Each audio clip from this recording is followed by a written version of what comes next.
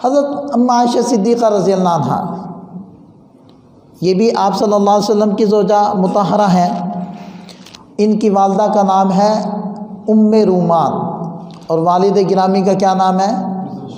حضرت ابو بکر صدیق رضی اللہ عنہ۔ ہجرت سے 3 سال قبل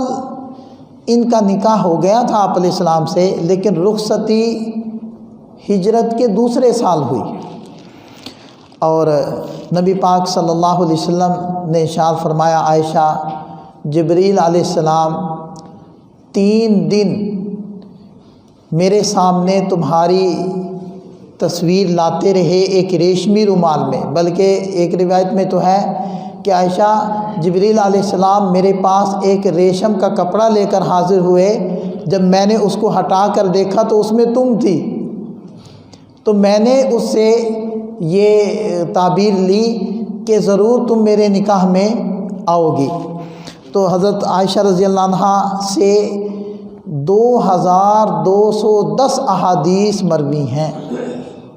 2210، اور خواتین میں سے پہلے نمبر پر ہیں یہ کہ جن سے اس قدر مرویات ہیں، اور مردوں عورتوں میں سے یہ تیسرے نمبر پر آتی ہیں کہ جن سے اس قدر زیادہ احادیث روایت کی گئی ہیں۔ یہ ارشاد فرماتی ہیں کہ اللہ تعالیٰ نے مجھے 10 فضائل ایسے عطا فرمائے جو کسی اور زوجہ کو عطا نہیں فرمائے۔ پہلی تو فرماتی تھی کہ میں آپ علیہ السلام کی تمام ازواج میں سے واحد زوجہ تھی جو کنواری تھی۔ پھر فرماتی تھی کہ میں واحد زوجہ ہوں کہ جن کے ماں باپ نے ہجرت کی ہے، اور میری برات اور تنزیح کے لیے قرآن کریم نازل ہوا، سورۃ النور کی آیات نازل ہوئیں، تو گویا کہ میری گواہی خود رب العالمین نے دی ہے۔ اور پھر فرمایا کہ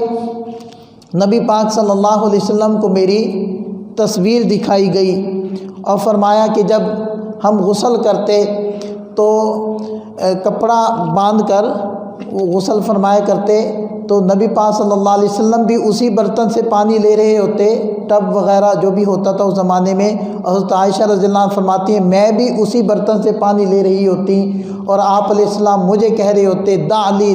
میرے لیے پانی چھوڑ دو، میرے لیے پانی چھوڑ دو۔ حضرت عائشہ رضی اللہ عنہ فرماتی ہیں یہ فضیلت بھی صرف مجھے حاصل ہے اور کسی زوجہ کو حاصل نہیں ہے۔ پھر فرماتی ہیں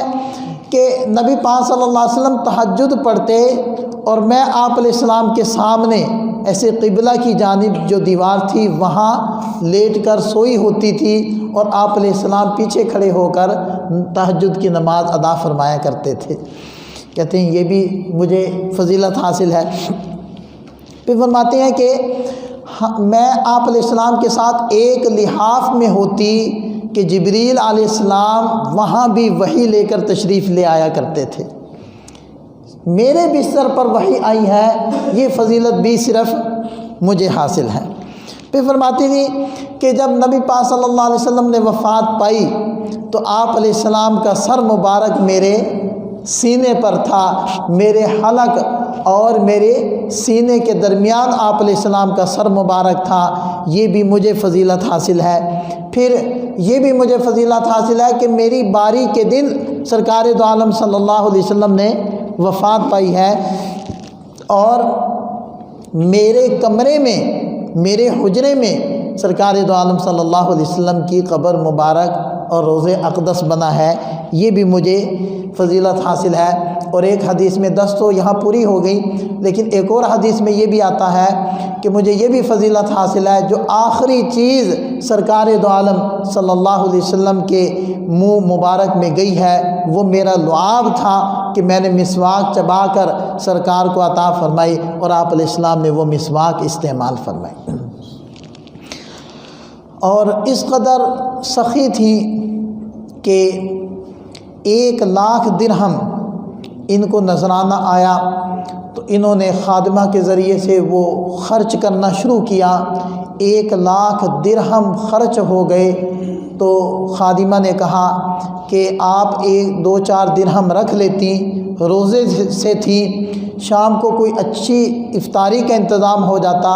تو فرمانے لگی اب بتا رہی ہو، جب سب ختم ہو گئے، پہلے بتاتی تو شاید کچھ رکھ ہی لیتی، اور ہمیں اگر پیسہ ملے تو سب سے پہلے اپنی ذات، ہم اپنا سوچیں گے، دوسرے کا تو ہمیں شاید خیال بھی نہ آئے، یہی سوچیں گے کہ اس کو چھپانا کہاں ہے۔ لوگوں نے تو پانی کی ٹینکیوں میں بھی پیسے چھپائے۔ تو بہرحال یہ ان کی ماشاءاللہ فضائل ہیں۔ اور یہ جیسے علم حدیث میں ماہرہ تھی، فقہ میں بھی ماہر تھی، اور علم طب کے اندر بھی ماہر تھی، میڈیکل میں۔ تو ان کے شاگرد ہیں حضرت عروہ رضی اللہ عنہ، وہ کہتے ہیں کہ آپ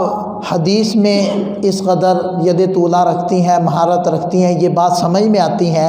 پھر اسی طرح فقہ میں بھی سب سے آگے ہیں، یہ بھی بات سمجھ میں آتی ہے، لیکن آپ نے طب کہاں سے سیکھی؟ تو فرمانے لگی کہ جب آخری عمر میں نبی پاک صلی اللہ علیہ وسلم کی طبیعت وہ ناساز رہتی تھی، تو مختلف حکماء مختلف ادویات آپ علیہ السلام کے لیے تجویز کیا کرتے تھے اور بھیجا کرتے تھے، تو ان کو میں یاد کرتی رہی، تو مجھے اس فن سے بھی مناسبت حاصل ہوگی۔ اس کے بعد ہے جی حضرت حفصہ رضی اللہ عنہ، جو بیٹی ہیں حضرت عمر بن الخطاب رضی اللہ عنہ کی، اور ان کی والدہ ماجدہ کا نام ہے حضرت زینب۔ ان کے پہلے خاوند تھے خنیس رضی اللہ عنہ، یہ احد کے اندر ان کو زخم آیا تھا اور بعد میں یہ وفات پا گئے تھے، اور 3 ہجری میں ان کا نکاح ہوا ہے نبی پاک صلی اللہ علیہ وسلم سے۔ حضرت عمر فاروق رضی اللہ عنہ ان کے ہاں تشریف لاتے تو ان کو ڈانٹا کرتے تھے، فرماتے تھے حفصہ کبھی بھی نبی پاک صلی اللہ علیہ وسلم کو جواب نہ دینا آگے سے، اور کبھی بھی ان سے روٹھنے کی جسارت نہ کرنا، اور تم اپنی پڑوسن پر نہ اپنے کو قیاس کرنا، یعنی حضرت عائشہ رضی اللہ عنہ وہ اللہ کے رسول کو تم سے زیادہ محبوب ہیں، تم کبھی اپنے آپ کو سمجھنے لگو کہ میں بھی اسی طرح روٹھ جاؤں، تم ایسا نہ کرنا، اور آپ علیہ السلام سے کبھی کوئی چیز نہ مانگنا، اگر تمہیں کوئی ضرورت ہو تو مجھے بتانا، میں دے دوں گا، سرکار دو عالم صلی اللہ علیہ وسلم کو ناراض نہ کرنا۔ جب وہ آپ علیہ السلام نے ایلا کر لیا تھا نا، قسم کھا لی تھی ازواج مطہرات کے کو 1 مہینے کے لیے کہ میں ان کے پاس نہیں جاؤں گا، تو صحابہ میں تو یہی معروف ہو گیا تھا کہ آپ علیہ السلام نے طلاق دے دیا ہے۔ تو اس موقع پر حضرت عمر رضی اللہ عنہ حضرت حفصہ رضی اللہ عنہ کے ہاں تشریف لائے تھے اور ان کو ڈانٹا تھا، اور فرمانے لگے کہ میں نے تمہیں منع نہیں کیا تھا، دیکھو آپ علیہ السلام ناراض ہو گئے ہیں۔ تو وہ پھوٹ پھوٹ کر رونے لگی، اور پھر وہ لمبا قصہ ہے کہ حضرت عمر رضی اللہ عنہ وہاں تشریف لے گئے جہاں آپ علیہ السلام وہ بالا خانے میں تشریف فرما تھے۔